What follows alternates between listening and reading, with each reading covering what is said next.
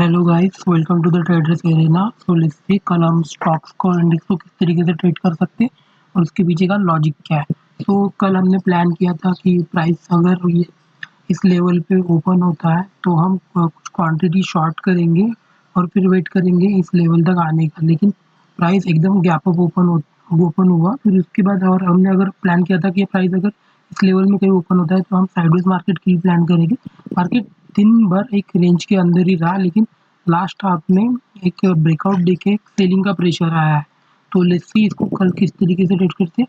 Generally होता क्या है ना, अगर डेली कैंडल में इस तरीके की कैंडल ओपन हो गई ना, क्लोज हो रही है, तो प्राइस अगर इस लेवल पे ओपन होता है तो इसको ब्रेक कर देगा। लेकिन प्राइस अगर इस लेवल से इधर आ रहा है तो मतलब रेयरेस्ट चांसेस है कि इसको ब्रेक करेगा। 100 ऑल टाइम नहीं होगा, लेकिन सम टाइम ऐसा होगा कि ये इसको ब्रेक करके नीचे चलेगा। लेकिन 10 ऑफ द नाइट 8 टाइम्स ये यही होगा कि यहाँ से रिवर्स कर गया। इसलिए मैं जब ये यहाँ से नीचे आया तो मैं यहाँ पे शॉर्ट करने में उतना इंटरेस्टेड नहीं था। तो फिर मैंने कुछ देर के लिए वेट कर लिया। लास्ट के सेकंड हाफ में मैंने यहाँ पे कुछ बाइंग के लिए प्लान किया था, लेकिन एक एसएल मिल गया। डोंट वरी, कोई इशू नहीं, एसएल जाना ही है, 100% कुछ नहीं होता है। एसएल देना है, जस्ट मैटर यही करता है कि हम जब राइट होते हैं तब कितना अर्न करते हैं और एसएल देते हैं तब कितना एसएल देते हैं। 50-60 पॉइंट का एक छोटा सा एसएल था, डजेंट मैटर, कोई मैटर नहीं करता। तो कल के लिए हम इसको ट्रेड इस तरीके से करने वाले। अगर ये फ्लैट ओपन होता है कि अगर फ्लैट ओपन होके नीचे आता है तो हम कुछ क्वांटिटी 50% क्वांटिटी को शॉर्ट करेंगे। देन उसके बाद में अगर ये प्राइस एक्शन बना के नीचे आता है तो फिर और 50% क्वांटिटी को ऐड करेंगे और इसको कल ही इस लेवल के नीचे क्लोजिंग दे देनी चाहिए। कल कल एक्सपायरी है, एक्सपायरी के दिन या तो फ्राइडे के दिन एक बड़ा मोमेंटम आने वाला है। मार्केट मार्केट को किसी न किसी साइड जाना है, तो हम अभी एग्रेसिवली ट्रेड करना चालू कर देंगे क्योंकि मार्केट कहीं ना कहीं तो जाने वाला है।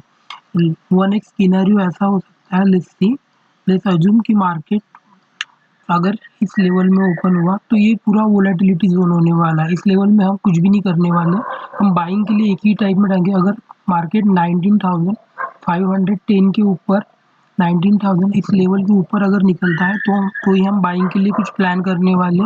अगर लेट्स सी मार्केट यहाँ पे ओपन हुआ, यहाँ पे कुछ 12-1 बजे तक यहाँ पे ये किया, मतलब साइडवेज हो गया। देन उसके बाद में अगर सेकंड हाफ में निकलता है तो फिर हम कुछ क्वांटिटी प्लान करेंगे बाइंग के लिए। देन शायद एक अप मूवमेंट भी आ जाए, क्योंकि मार्केट को कहीं ना कहीं जाना है। इधर मार्केट अप साइड चला जाएगा या डाउनवर्ड चले जाएंगे। इस लेवल में हम कुछ ट्रेड नहीं करने वाले, ये हमारा साइडवेज जोन होने वाला है। इसमें से वोलेटिलिटी और एसएल जाएंगे। देन सेकंड है हमारा बैंक निफ्टी। निफ्टी बैंक में आज मैंने आपको मतलब मना किया था कुछ ट्रेड करने के लिए, क्योंकि बहुत कुछ अच्छा प्राइस एक्शन नहीं दिख रहा था। That's why I always say कि कुछ प्राइस मतलब बनने दो फिर हम ट्रेड करो। ज़रूरी नहीं है हर रोज़ ट्रेड करना चाहिए, हर रोज़ ट्रेड करने से अच्छा है कुछ कुछ प्राइस बनने दो। कुछ ढंग का प्राइस अगर बनता है तो फिर हम कुछ ट्रेड करने।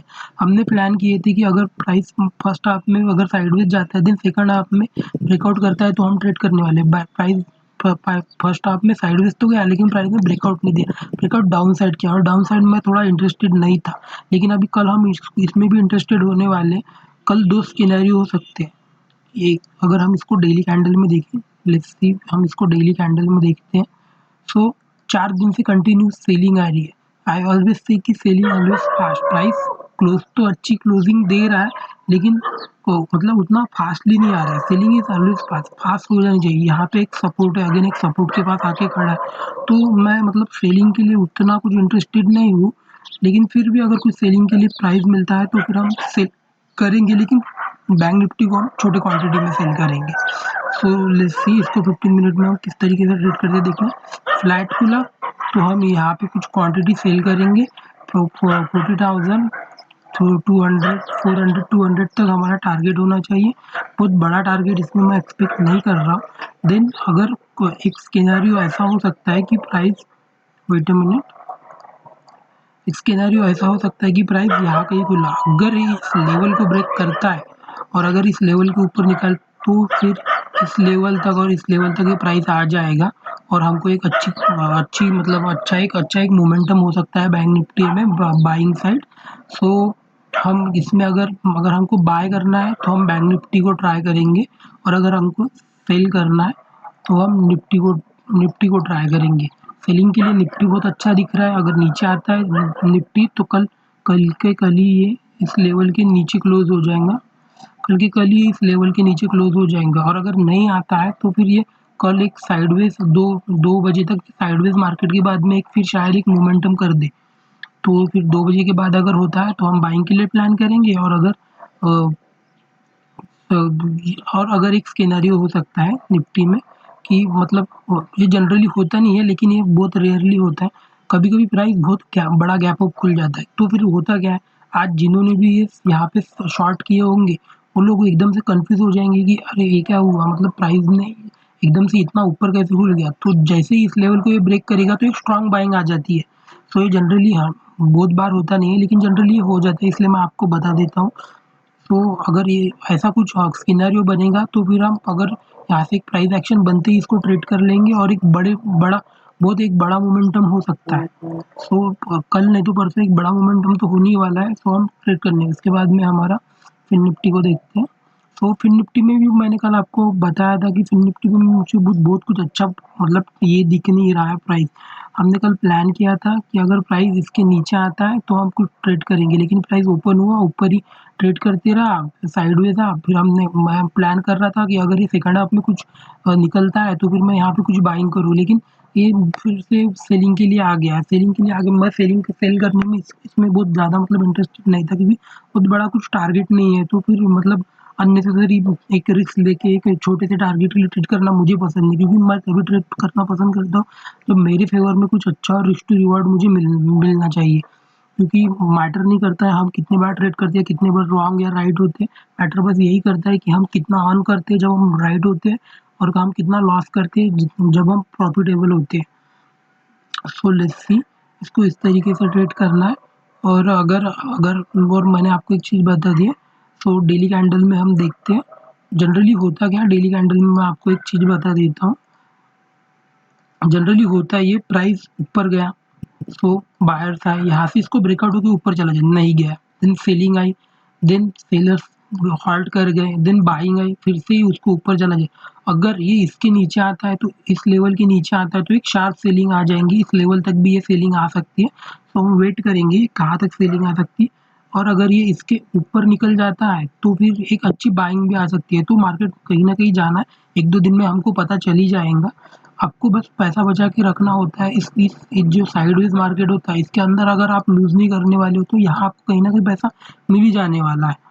लेट्स सी अगर क्या होता है तो हमने देख लिया निफ्टी को हम किस तरीके से ट्रेड करने वाले हैं, बैंक निफ्टी को किस तरीके से। बैंक निफ्टी में एक सिनेरियो ऐसा हो सकता है कि ये प्राइस कल ओपन, इसलिए मैंने बोला कि प्राइस यहाँ पे कहीं ओपन हो गया और यहाँ से निकल गया तो फिर इस लेवल को भी ये फिर से टच कर सकता है। बैंक निफ्टी में अभी भी एक बाइंग के लिए मोमेंटम पेंडिंग है, क्योंकि हम इसको अगर वीकली कैंडल पे देखेंगे तो 4-5 लेट्स सी 4-5 वीक्स से ये साइडवेज हुआ था, लेकिन उसके बाद जब इसने मूवमेंट करना शुरू किया तो ये यहाँ पे आके इसको 2-3 कैंडल चला जाना चाहिए था। तब हम यहाँ से एग्रेसिव सेलिंग करने के लिए मतलब इंटरेस्टेड रहे थे, लेकिन यहाँ से एग्रेसिव सेलिंग करने में मैं इंटरेस्टेड था। लेकिन ये फिर से यहाँ पे थोड़ा साइडवेज आके सेलिंग आ तो रही है लेकिन उतना फास्ट नहीं आ रही, इसलिए हो सकता है कि ये इस वीक में यहाँ पे ही रहे और नेक्स्ट वीक में यहाँ से फिर से एक बड़ा मोमेंटम कर दे। लेट्स सी क्या होता है। हम प्राइस के हिसाब से इसको ट्रेड करने वाले हैं। हमें नहीं पता एग्जैक्टली क्या होने वाला है, बस हम जिस तरीके से प्राइस बनेगा उस तरीके से प्राइस को ट्रेड करेंगे। वीडियो अच्छा लगा गाइस तो लाइक एंड शेयर सब्सक्राइब करें, और इसी तरीके से प्राइस एक्शन की वीडियोस के लिए हमको सब्सक्राइब करें, फॉलो करें। इसमें मैं आपको मतलब आगे जाके बहुत कुछ भी बताने वाला हूँ, प्राइस किस तरीके से मूव करता है, एक्चुअल हमें कहाँ ट्रेड करना चाहिए। हिट द लाइक बटन अगर आपको मेरी वीडियोस पसंद आते हैं। Thank you so much guys.